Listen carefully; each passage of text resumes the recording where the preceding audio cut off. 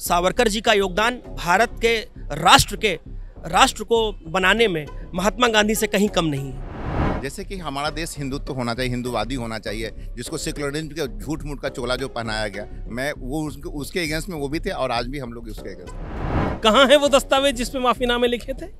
कहाँ है वो चीजें? और रही बात इतिहास की बात करने वालों की, तो श्रीमान इतिहास तो हमेशा तोड़ मरोड़ के लिखा जाता है और वीरों के इतिहास छिपाए नहीं जग जाहिर होते हैं, सबको पता है। देखिए, वीर सावरकर जी के बारे में मैं क्या बताऊं, वो तो अपने आप में एक ऐसा उगता हुआ सूरज है कि जिस तरह से सूर्य की किरणें निकलती हैं तो इतनी प्रखर होती हैं कि वो ना तो गरीब की झोंपड़ी का भेद करती हैं, न महल के राजा का, सब जगह चहुँ ओर पहुँचती हैं, सर्वत्र पहुँचती हैं। उसी तरह से वीर सावरकर जी की अगर हम बात करें तो इस देश को अगर सही मायने में जो आज़ादी मिली है, आज़ादी की जो अलख उन्होंने जलाई, वो वीर सावरकर जी ने जलाई। और बहुत ज़्यादा बताने की कतई कोई आवश्यकता नहीं है, सारा देश जानता है।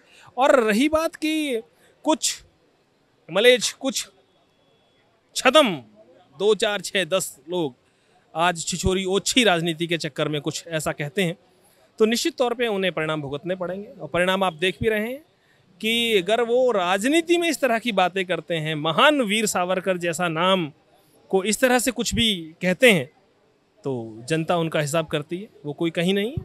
तो 139वीं जो आज जन्मतिथि है वीर सावरकर जी की, उस पर वही पंक्तियाँ जो पूरे देश को पसंद हैं और वही बात जो दिल तक जाती है कि शहीदों की चिताओं पर लगेंगे हर बरस मेले, वतन पे मिटने वालों का यही बाकी निशान होगा। बहुत सुंदर लाइन थी आपकी। अगर हम आरोपों को देखें तो आरोप लगते हैं सावरकर पर कि उन्हें माफ़ीनामे लिखे थे जब वो जेल में थे, आप इसे कैसे देखते हैं? कतई गलत है, बिल्कुल झूठ है, कोरा सफेद झूठ है। कहाँ है वो दस्तावेज जिस पे माफीनामे लिखे थे? कहाँ है वो चीजें? और रही बात इतिहास की बात करने वालों की, तो श्रीमान इतिहास तो हमेशा तोड़ मरोड़ के लिखा जाता है और वीरों के इतिहास छिपाए नहीं छिपते, जग जाहिर होते हैं, सबको पता है। मैं पुनः अपनी बात को दोहराऊंगा, फिर से मैं कहूंगा कि वीर सावरकर जी के बारे में कुछ भी बताने से पहले आज की युवा पीढ़ी इतनी तेज है, सब लोग इतने प्रबुद्ध हैं, इतने समझदार हैं, क्योंकि आप लोग हैं, सोशल मीडिया है, आपके जैसे चैनल हैं, ऐसे अच्छे मंच हैं। मैं बता दूं द न्यूज़ 15 जैसे अच्छे साफ सुथरे मंच हैं कि जो सही और स्पष्ट बात युवा के सामने रखते हैं। और आज का यूथ तो बहुत समझदार है, वो किसी के बरगलाएगा नहीं, उसको सब पता है। अभी तो वीर सावरकर जी के बारे में जानना है, गूगल पे जाइए, सच और झूठ साफ साफ पता लग जाएगा, क्योंकि वहाँ सच्ची चीज़ें भी हैं, झूठी होंगी 2-4, लेकिन हज़ारों चीज़ सच्ची। और फिर पूछ के देखिए, अपने घर में पूछिए, अपने पिताजी से पूछिए, अपने बड़े भाई से पूछिए, अपने चाचा जी से पूछिए, उनसे पूछिए जो कहीं ना कहीं इस देश की आज़ादी में कहीं ना कहीं उन्होंने आहुति दी। अभी बहुत दूर की बात नहीं, अपने दादाजी से पूछिए। और जो पुराने हमारे पिताजी, बाबा, दादा जो मजबूत लोग थे, वो तो अभी भी मजबूती के साथ परिवारों में बैठे हुए हैं, तो वो अगर पूछें तो वो बताएंगे सच्चाई क्या है। तो कोई भी प्रोपेगेंडा अगर वीर सावरकर जी के बारे में कोई ऐसा फैलाता है, तो मैं कहूँ कि उस पर लानत से बड़ी बात हो नहीं सकती। और वीर सावरकर जी को तो कोटि कोटि प्रणाम है। ऐसी आज ट्विटर पर एक बायोपिक का नाम आया है जिसमें सावरकर जी के ऊपर वो आधारित है, इसे आप कैसे देखते हैं? जी, अनाउंसमेंट हुआ है कि बायोपिक बनेगी सावरकर के ऊपर, तो आप कैसे देखते हैं इसे? क्या आपको लगता है कि ये उनके साथ न्याय है कि और कुछ करना चाहिए उनके साथ? नहीं, निश्चित तौर पर बायोपिक बननी चाहिए। और बायोपिक जो बन रही है और जिस तरह से बायोपिक बनाई जा रही है, बस बात इतनी सी है कि उसमें छेड़छाड़ ना हो, साफ सुथरी बने, जैसा जो व्यक्तित्व चरित्र रहा है उसको वैसे ही दिखा दें। तो मैं समझता हूँ कि जो बना रहे हैं वो इस संदेश को समझेंगे कि वीर सावरकर जैसे महान व्यक्तित्व को वैसा ही दर्शाएंगे जैसे वो थे। निश्चित तौर पे बननी चाहिए। कोटि कोटि साधुवाद होने जो इस तरह का वो पहल कर रहे हैं, ऐसा इनिशिएटिव ले रहे हैं। जेल में रह के कोई आदमी ऐसा राजनीति करेगा नहीं, और उन्होंने देश के लिए ही कुछ सोचा होगा। और ऐसा वीर सावरकर जो थे, अच्छा नाम था देश के लिए, उन्होंने आज़ादी के लिए बहुत संघर्ष करा। और कोई आदमी माफ़ीनामा लिख के अब होता है कि पुलिस ज़बरदस्ती किसी से कुछ लिखा ले, तो वो उनके साथ भी हो सकता है, यहाँ भी हो सकता है। वीर सावरकर या किसी भी स्वतंत्रता सेनानी को हमें ऐसे नहीं देखना चाहिए। देश के लिए उन्होंने करा है तो करा होगा, मुझे नहीं लगता कि कोई ऐसी इसमें कोई कमी होगी। अगर हम ये भी देखें तो गांधी की हत्या में सावरकर का नाम आता है। तो आप इसे कैसे देखते हैं? नहीं, मैं नहीं मानता ये। आई थिंक आज अपनी भी एज हो गई, हम भी यहीं से पढ़े लिखे हैं, दिल्ली से ही। मुझे नहीं लगता कि आप नाम जिस मर्जी का लगा दो, ये तो देश है कि आप एक लाइन चढ़ा दो तो दो नेता अपनी राजनीति करने के लिए वो उनके अगेंस्ट है, जो उसको साथ लेके चल रहा है तो दूसरा उसका विरोध करता है। ये हिंदुस्तान की राजनीति के कारण है, नहीं तो बाकी मुझे नहीं लगता कि ऐसा कोई नाम उनके साथ जोड़ा जाना चाहिए। आज ट्विटर पर रणदीप हुड्डा हैं हीरो, उन्होंने अपनी एक बायोपिक का कवर शेयर किया है कि वो बायोपिक बनने आ रही है उस पर। तो आप इसे कैसे देखते हैं? क्या उन्हें यही श्रद्धांजलि लेने का यही तरीका है या कि आप इसे कैसे मानते हैं? नहीं, मैं तो रणदीप हुड्डा जो भी हैं तो अपने पैसे के लिए काम कर रहे हैं, ये और कोई रीज़न नहीं है। उन्हें तो अपनी पिक्चर को हिट करना है, तो उसके लिए वो 20 तरह की ट्रिक्स अपनाएंगे, वो चीज़ है। मुझे नहीं लगता। रही बात वीर सावरकर हो, भगत सिंह हो, इन्होंने देश के लिए करा है और देश के लिए करा था, उसके लिए हमको उसके लिए एक वो होना चाहिए, उनके प्रति यानी अपनी सद्भावना होनी चाहिए, वो है। तो आप उन्हें कैसे याद करते हैं? आप उन्हें वीर मानते हैं कि आप कैसे उन्हें देखते सच्चे देशभक्त के रूप में देखता हूँ। हैं? और उसके अलावा कुछ उनके बारे में आप? वो महान देशभक्त थे, देश के लिए उन्होंने काफ़ी सोचा। उन्होंने देश के जो मेन जो है हिंदुत्व, उनके बारे में उनका सोच बहुत ही क्लियर था। जिस तरह का देश का विभाजन हुआ था उसमें उनका जो विचार था वो आज भी हम लोग के लिए अनुकरणीय है। जैसे कि हमारा देश हिंदुत्व होना चाहिए, हिंदूवादी होना चाहिए, जिसको सेकुलरिज्म के झूठ मूठ का चोला जो पहनाया गया, मैं वो उसके अगेंस्ट में वो भी थे और आज भी हम लोग उसके अगेंस्ट में। अच्छा, सावरकर जो जर्मनी में हिटलर थे उनके भी सपोर्ट में थे, तो आप भी जानते हैं कि वहाँ पे कैसा नरसंहार हुआ, तो क्या आप उनके भी इस बात से समर्थन में हैं? हिटलर के सपोर्ट में मैं नहीं हूँ। जो उन्होंने नाजियों के साथ किया वो गलत था, मगर वो मेरा अभी तक वैसा कोई पढ़ने मुझे नहीं मिला है कि सावरकर जी ने इस विषय पे ऐसा कुछ। 1938 के एक भाषण है जिसमें आप देख सकते हैं, प्रॉपर साक्ष्य उसके उपलब्ध है, जिसमें उन्हें खुलकर उन्हें समर्थन किया है और वो नेहरू की नीति का विरोध करते हैं, जो कि एक अच्छी बात थी उस समय के लिए कि वो अपने प्रतिद्वंदी का बड़े सम्मान के साथ विरोध करते थे। सावरकर जी का इस आर्टिकल को हमने न पढ़ा है न सुना है, बट उनकी देशभक्ति के बारे में कोई भी हमें हम उनके लिए भी फैक्ट्स बोलते हैं, तो हमने उनको बताया कि वही जाएँ, वो भी पढ़े, आप भी शायद चाहें तो भी पढ़े। अच्छा, ये बताइए, सावरकर जी का नाम गांधी की हत्या के उसमें भी आता है, जबकि आज तक कुछ प्रूव ऐसा नहीं हुआ।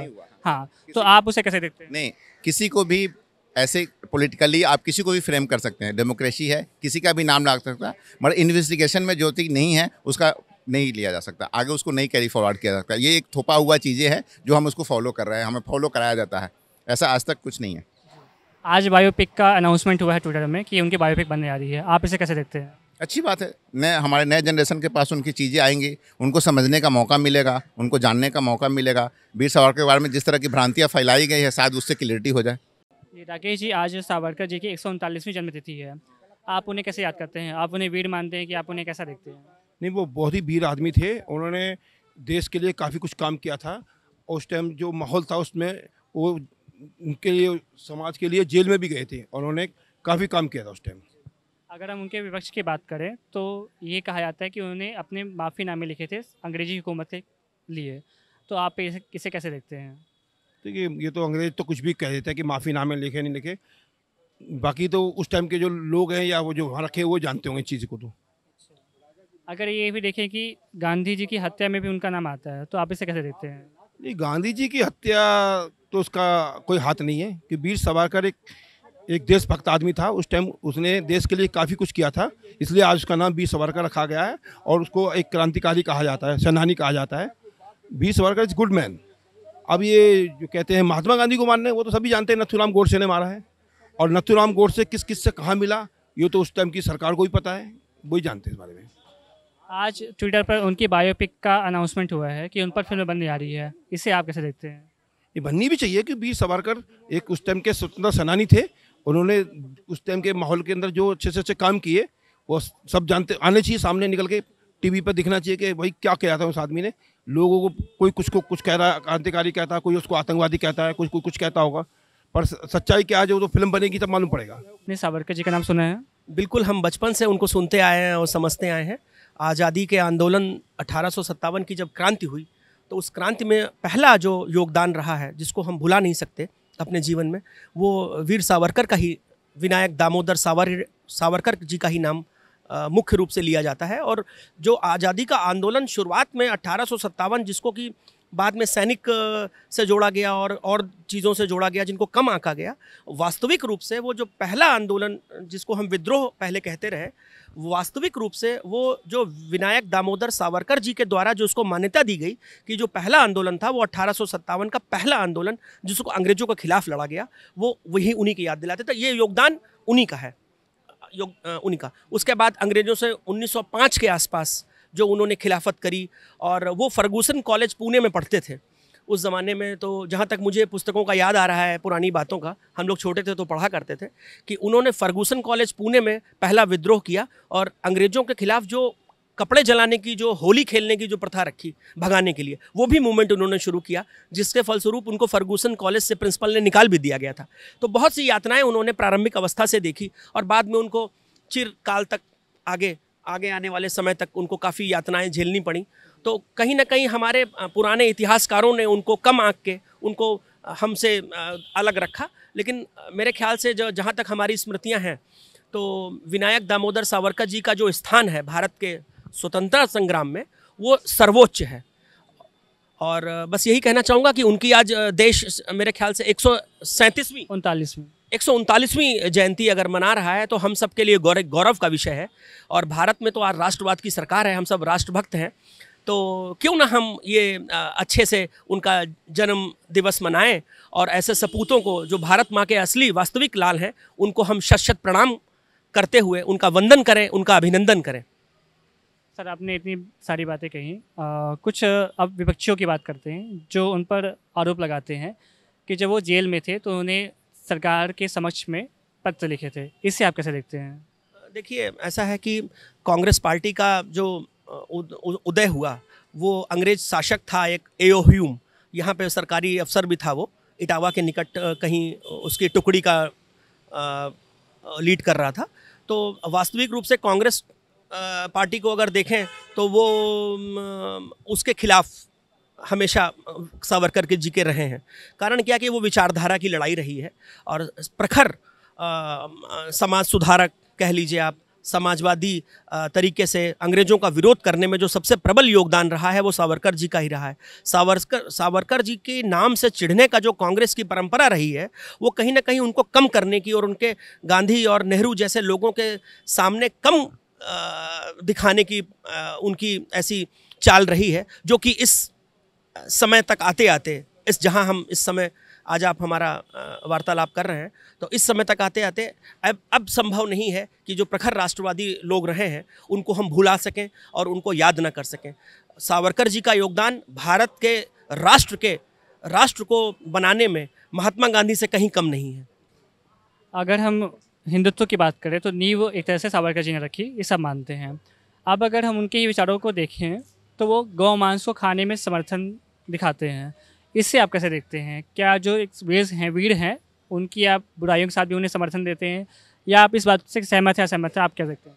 देखिए, गौ मांस खाना तो बिल्कुल हमारे शास्त्रों में और धर्म में वर्जित है, इसका तो मैं समर्थन नहीं कर सकता। लेकिन किस कालखंड में ये बात कही गई है या उस अनुरूप किस प्रयोजन से ये बात उस समय के कालखंड में कही गई होगी, मुझे जानकारी नहीं है इस विषय में। लेकिन मैं यही कहूँगा कि जो उनका योगदान है इस भारत के निर्माण में, और जो यातनाएं उन्होंने स्वयं में झेली, और जो क्रांतिकारी के रूप में जो उन्होंने भारत का जो प्रतिनिधित्व किया, जिस तरह से वो उनकी विचारधारा को, राष्ट्रवाद की विचारधारा को जो वो लेके आगे चले, तो मेरे ख्याल से इससे बड़ा योगदान तो देश के इतिहास में कभी नहीं रहा। और हम सब उनको क्यों भूलें?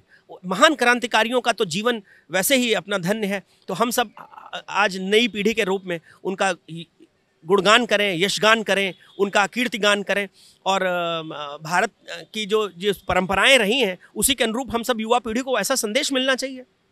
आज ट्विटर पर एक चीज़ ट्रेंड हो रही थी, उसमें जो सावरकर जी हैं उनकी बायोपिक की फ़ोटो तैर रही थी।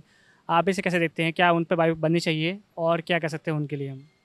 सावरकर जी का व्यक्तित्व लार्जर देन लाइफ रहा है, और मेरे ख्याल से हम सब युवाओं पीढ़ियों को उनके जीवन की बातों को समझना चाहिए, उस पर अमल करना चाहिए, और देश के हित में, राष्ट्र के हित में जो भी कार्य उन्होंने किए हैं उनको समझ के, देख के, और उनका अनुसरण करके उनकी बातों को भुलाया तो नहीं जा सकता, और उनका सम्मान करते हुए, और मैं तो स्वयं उस विचारधारा का हूँ कि मैं खुद प्रबलता के साथ इस बात को कह सकता हूँ कि जो भारत रत्न देने की जो मांग हो रही थी काफ़ी लंबे समय से, जिसको कि कांग्रेस पार्टी ने दबाया था, तो मैं चाहूँगा कि पुनः अब चूँकि भारतीय जनता पार्टी की सरकार है और हमारे देश के यशस्वी प्रधानमंत्री आदरणीय श्री नरेंद्र जी भाई मोदी जी ने अब आए हैं, तो बिल्कुल उनको भारत रत्न मिलके ही रहेगा, ऐसा मेरा पूर्ण विश्वास है।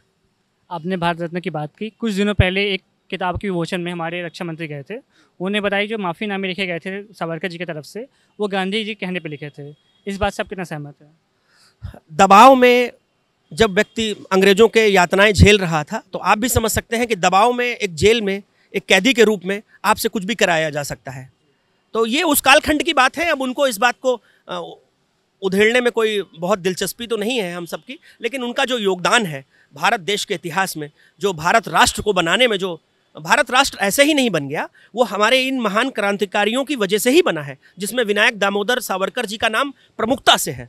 और मैं उनको भारत रत्न देने की अविलंबिता से मांग करता हूं आदरणीय प्रधानमंत्री जी से, आदरणीय अमित शाह जी से, आदरणीय राजनाथ सिंह जी से, कि ऐसे वीर सपूतों का अभिनंदन हर वर्ष धूमधाम से होना ही चाहिए। तो ये थी दिल्ली की जनता, जिन्होंने अपने सावरकर जी पर जो भी उनके आरोप थे, प्रत्यारोप थे, और उनकी जो कमियां हैं, खामियां हैं, और जो भी उनके गुण हैं, सबके साथ उनका निर्वहन किया, उनके बारे में बताया और उन पर बात की, उन्हें याद भी किया। और देखते हैं कि हम आने वाले समय में उन पर क्या जो बायोपिक आ रही है वो कैसा कमाल दिखाती है, कितनी उनके साथ जो भी चीज़ें हैं, उनकी जीवन के साथ जो कंट्रोवर्सी है उनके साथ कितना सत्यापन करती है, कितना उसके साथ निभाती है। मैं हूं सौरभ, आप देख रहे थे the news 15, camera person Pratap के साथ। धन्यवाद।